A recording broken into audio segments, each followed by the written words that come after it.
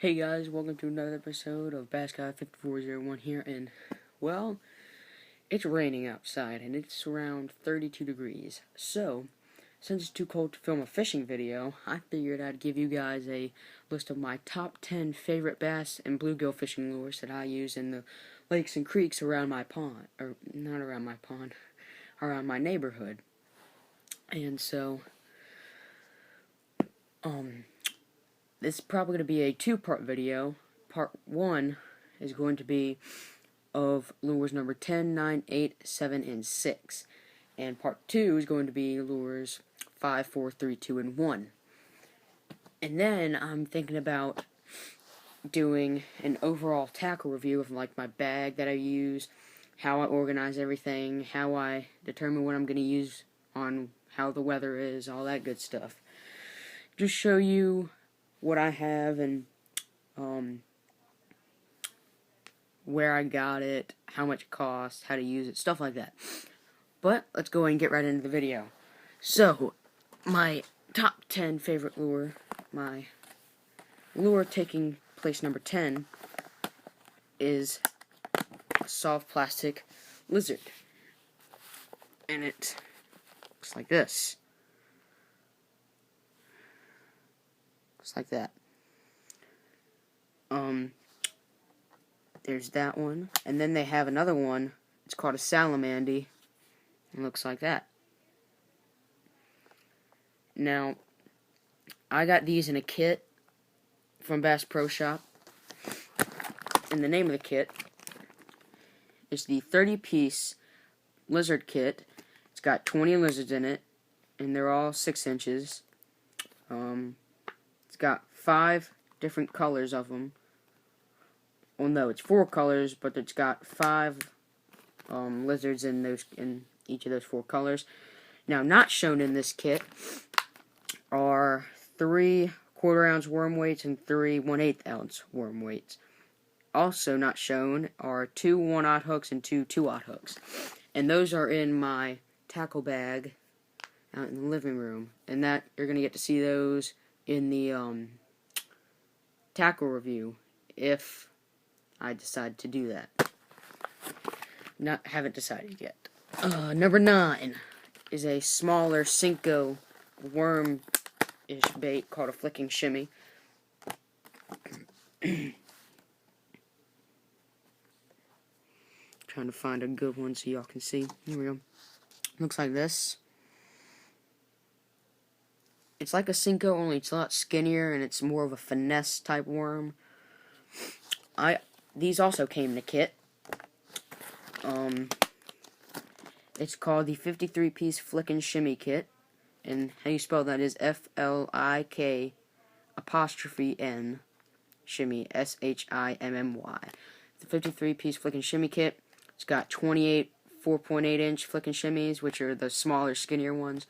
And then it's also got 16 5.8-inch Flick and Shimmies, which are the thicker, longer ones, like the one that I showed you just then. Here's a comparison just so you can see. Here's the 4.8-inch, and here's the, here, let me see, you can see it against the light. You can see that. It's just a bit longer and a bit fatter than the 4.8-inch.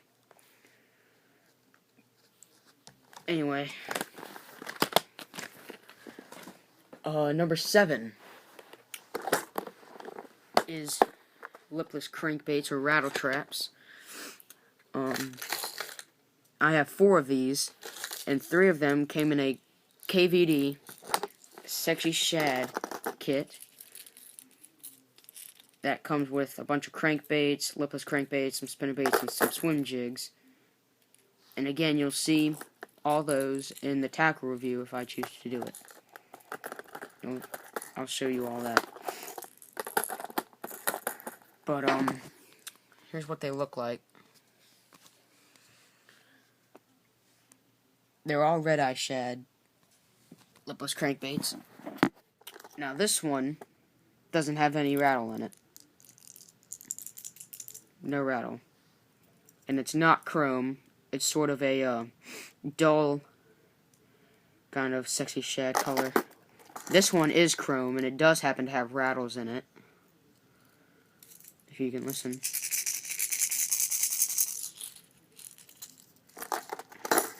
And this one is not chrome, and it's sort of got a brighter, more yellowy tint to it. And this one also has rattles. Now, not from the KVD Sexy Shad kit, is one that I bought separately at Walmart. I can't remember what it's called, but it's chrome, and it's silver on the bottom, it's got green lining at the top. I think it's supposed to look like a wounded baby bass.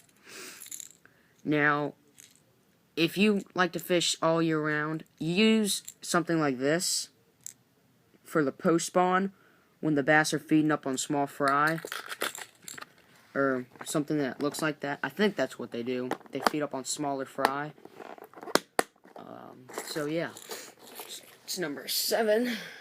No, it's number 8. My bad. Now, number 7 is the crankbait. Now, I want you to look at this.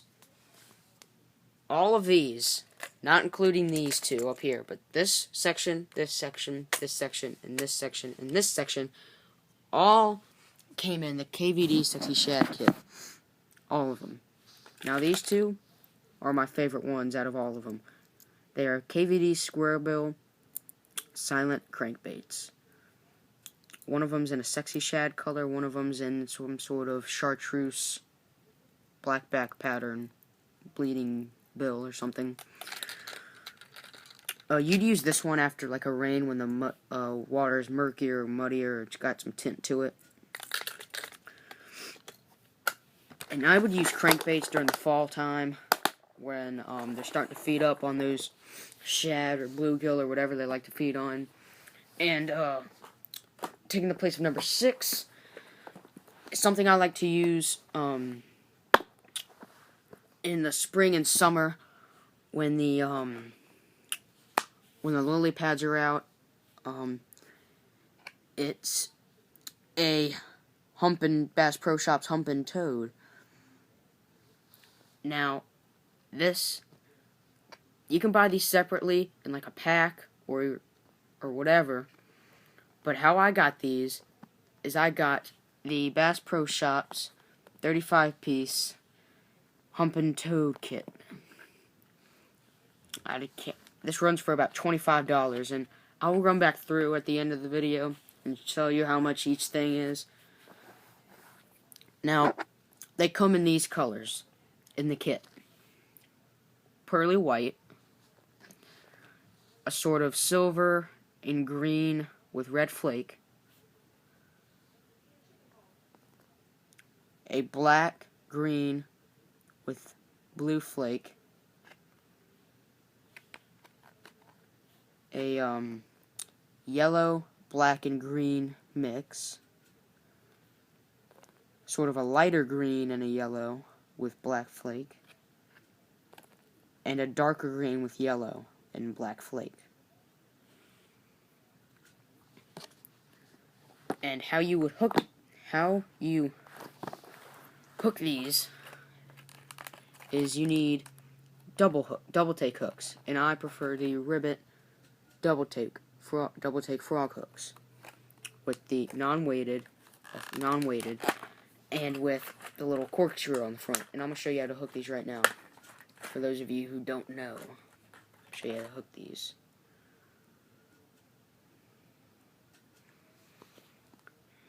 So your corkscrew's at the eye of the hook. I'm gonna use white because it'll show better. It'll show up better. Alright, and you take the corkscrew and you screw it into the end, to the nose of your frog.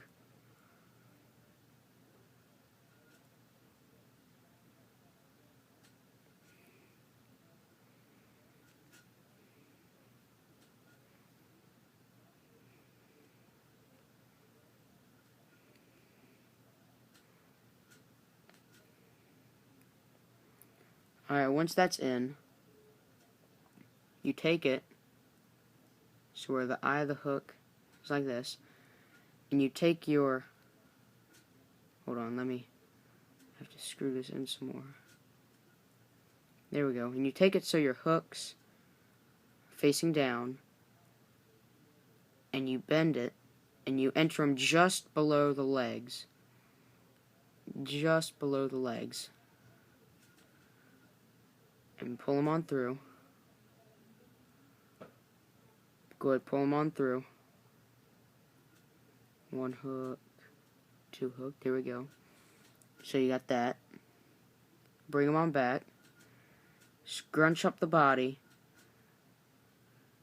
And pull it down.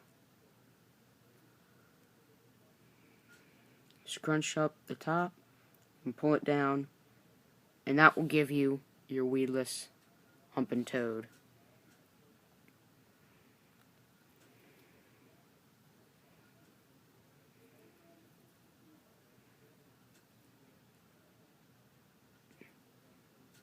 And then, of course, when you want to just put a new one on, you would take that out and just put on another frog, of course. But anyway, that will conclude the first part to our top 10 favorite lures for bass and bluegill fishing. Of course, none of these were for bluegill, but we'll get into the bluegill lures later, into the 5, 4, 3, 2, and 1 favorite lures. I'm Bass Guy 5401. I'll catch you later.